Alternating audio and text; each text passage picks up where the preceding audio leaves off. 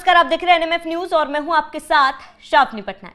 कुछ समय से भारत और अमेरिका के रिश्ते काफी ज्यादा खराब हो चुके हैं। सब कुछ इन दोनों देशों के बीच ठीक नजर नहीं आ रहा है। ऐसे में जिस तरीके से रणनीति डोनाल्ड ट्रंप लगातार बदलते आ रहे हैं, ऐसे में अब समय आ चुका है कि भारत अपनी नीति, अपनी रणनीति बदले। जिस तरीके से डोनाल्ड ट्रंप कहीं ना कहीं तमाम देशों पर 20 से 25% की टैरिफ लगाने की बात कर रहे हैं, जिनमें भारत भी शामिल है। इसके साथ ही रशिया के खिलाफ डोनाल्ड ट्रंप का भी कड़ा रुख है। इसी बीच ये जो फैसले डोनाल्ड ट्रंप की तरफ से लिए जा रहे हैं, कहीं ना कहीं भारत का अब अमेरिका से मोह भंग होता हुआ नजर आ रहा है।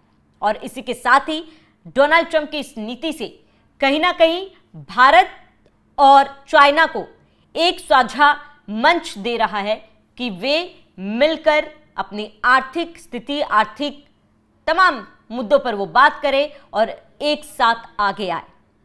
ऐसे में इन तमाम चीजों के बीच एक बहुत बड़ा सवाल कि क्या ट्रंप से अगर भारत का मोह भंग हो रहा है, ट्रंप की नीति से कहीं ना कहीं भारत को फर्क पड़ रहा है, भारत परेशान हो रहा है, तो क्या रशिया, भारत और चाइना एक साथ मिलकर सामने आएंगे? क्या ये तीनों देश हाथ मिलाएंगे? क्या चाइना के साथ भारत हाथ मिलाएगा? और अगर ऐसा होता है तो क्या वाकई में भारत को इससे फायदा होगा या फिर नुकसान? इसी पर हम विस्तार से आज बात करेंगे। सबसे पहले बात करते हैं अमेरिका और भारत की। भारत से अमेरिका नाराज है, डोनाल्ड ट्रंप नाराज है। वो इसी वजह से क्योंकि लगातार अमेरिका ये चाहता है कि भारत उससे तेल खरीदे, लेकिन रूस और अमेरिका के रिश्ते काफी ज्यादा सही नहीं है। भारत और रशिया के वहीं रिश्ते काफी ज्यादा अच्छे हैं, जिसको लेकर रशिया से भारत तेल खरीदता आ रहा है। ऐसे में ट्रंप का अमेरिका फर्स्ट नारा उनके पहले कार्यकाल में भी चर्चा रहा था। अब उन्होंने कई देशों पर टैरिफ लगाए। उनकी 25% टैरिफ की घोषणा ने भारत जैसे उभरते आर्थिक शक्तियों को असमंजस में डाल दिया। भारत जो पिछले 2 दशकों से अमेरिका के साथ अपने व्यापारिक और कूटनीतिक रिश्तों को मजबूत करता रहा, इस नीति को अपने हितों के खिलाफ देख रहा है। 2000 के बाद भारत और अमेरिका के बीच रक्षा, तकनीक, ऊर्जा जैसे क्षेत्र में कई महत्वपूर्ण समझौते हुए, लेकिन नया टैरिफ भारतीय निर्यातकों, खासकर सूचना प्रौद्योगिकी, फार्मास्यूटिकल्स और टेक्सटाइल उद्योगों के लिए नुकसानदेह साबित हो सकता है। ऐसे में ट्रंप की नीति को भारत में कई लोग आर्थिक नाकेबंदी भी बता रहे हैं। यानी कि ट्रंप के इस फैसले से भारत बिल्कुल भी खुश नहीं है। हालांकि अमेरिका के साथ भारत के 5 दौर की बातचीत हो चुकी है, 6ठे दौर की बातचीत होनी है। और ऐसे में यह कहा जा रहा है कि उम्मीद लगाई जा रही है कि शायद इस 6ठे दौर की बातचीत में कोई फैसला सामने आएगा। ट्रेड डील भारत और अमेरिका के बीच हो सकता है, लेकिन अगर अमेरिका, जैसे कि डोनाल्ड ट्रंप ने ऐलान किया था कि भारत पर 20 से 25% टैरिफ लगाया जाएगा, अगर ये लगाता है तो संबंध और ज्यादा बिगड़ सकते हैं। जिस क्षेत्र में अमेरिका कहीं ना कहीं भारत पर दबाव बनाने की कोशिश कर रहा है, एक तरफ पाकिस्तान के साथ ऑयल डील कर रहा है, दूसरी तरफ टैरिफ लगा रहा है। अगर अमेरिका, डोनाल्ड ट्रंप ये सोच रहे कि इससे भारत पर दबाव बनेगा और भारत वो करेगा जो वो चाहते हैं, तो ये गलत है। अब आ जाते हैं रशिया पर। भारत और रशिया के बीच के संबंध अभी के नहीं है। भारत और रशिया के बीच के संबंध सालों पुराने हैं। ये दोस्त अच्छे हैं। हर परेशानी में, हर बुरे समय में दोनों ने एक दूसरे का साथ दिया है। अब अमेरिका के संबंध रशिया के साथ सही नहीं है, जिसको लेकर डोनाल्ड ट्रंप ने कहीं ना कहीं रशिया पर, भारत पर रशियन पेनल्टी लगाने की भी बात कही। और टैरिफ भी एक बड़ा रीजन, टैरिफ के पीछे रशिया को एक बड़ा कारण माना जा रहा है। ऐसे में भारत और रशिया के बीच के संबंध की बात कर लेते हैं। फिर चाइना के साथ क्या संबंध है, कैसे संबंध रहेंगे, उस पर भी चर्चा करेंगे। दरअसल अगर हम रशिया की बात करें तो रशिया बेहद ही कम दामों में भारत को तेल बेचता है। भारत और रूस के बीच दशकों पुराना रिश्ता रहा। शीत युद्ध के दौरान सोवियत संघ भारत का सबसे बड़ा सैन्य और कूटनीतिक साझेदार था। 1971 के भारत पाक युद्ध में रूस ने भारत को काफी मदद की थी।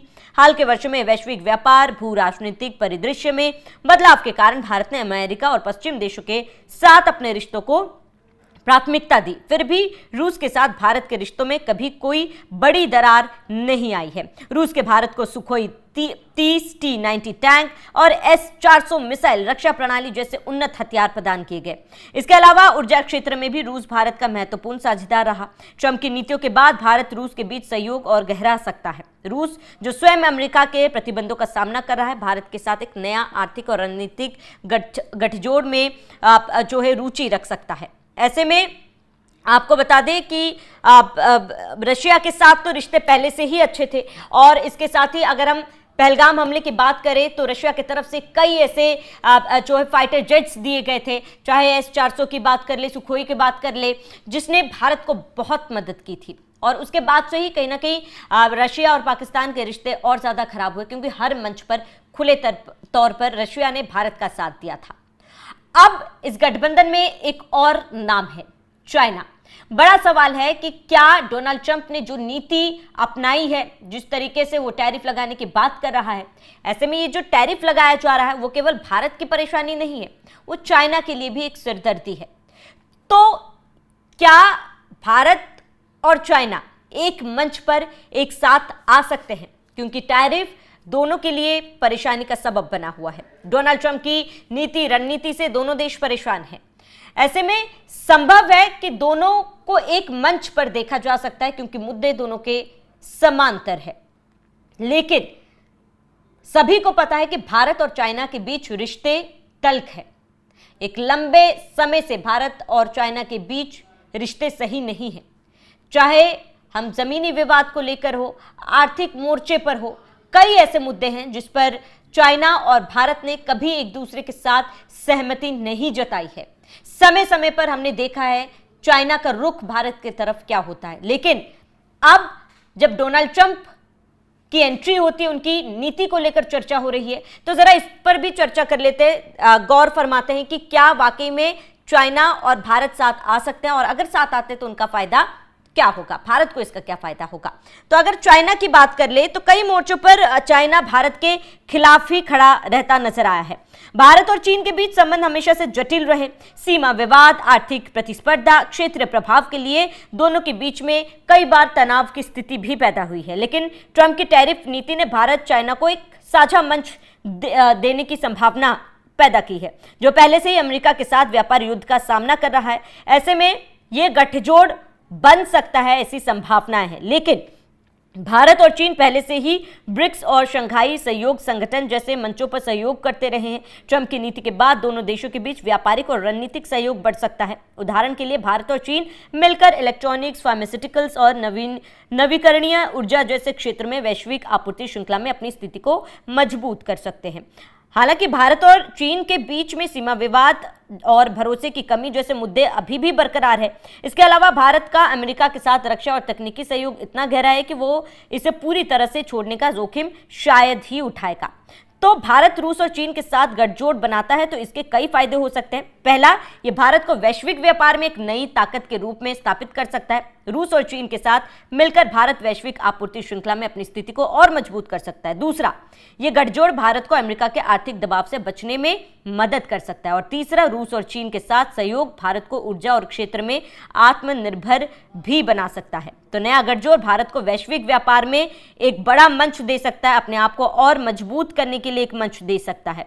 अमेरिका के साथ रिश्तों में तनाव भारत के लिए आर्थिक और कूटनीतिक नुकसान पहुंचा सकता है। भारत का अमेरिका के साथ व्यापार घाटा पहले से ही एक चिंता का विषय है, और टैरिफ के बाद से भारत के लिए तो ये चिंता का विषय है ही, क्योंकि कहीं ना कहीं इसके बाद भारत को नुकसान तो उठाना पड़ सकता है अगर वो टैरिफ लगाता है, क्योंकि अब अमेरिका की तरफ से, डोनाल्ड ट्रंप की तरफ से कई ऐसी मांगे की जा रही है जो भारत के लिए मानना संभव नहीं है। खासतौर पर अगर हम एग्रीकल्चर की बात कर ले, डेयरी प्रोडक्ट्स की बात कर ले, ये हमारे देश की आजीविका है, कोर अर्निंग। अगर कृषि की बात कर लेते हैं, हम फार्मिंग की बात कर लेते हैं, इस पर डोनाल्ड ट्रंप का फोकस है। लेकिन यहाँ पर भारत इस पर डील नहीं करेगा, ये भारत की तरफ से भी साफ कह दिया गया है। तो अगर एक तरफ ये तीन देश साथ आते हैं, अमेरिका के रणनीति के खिलाफ खड़े होते हैं, तो भारत को फायदा तो होगा, लेकिन अमेरिका से दुश्मनी भी भारत को कुछ खास फायदा नहीं दे सकता है, क्योंकि कहीं ना कहीं व्यापारिक मंच पर एक बड़ा व्यापार बाजार है भारत का, व्यापारिक मंच पर भी भारत को नुकसान हो सकता है। फिलहाल आपका इस पूरे मामले पर क्या कहना है? क्या भारत को रशिया और चीन के साथ, ये तीनों देशों को एक साथ आगे आना चाहिए, या फिर भारत को ये लड़ाई अकेले लड़ना चाहिए? आपका इस पर क्या कहना है हमें कमेंट कर जरूर बताएं। साथ ही बने रहिए एनएमएफ न्यूज के साथ।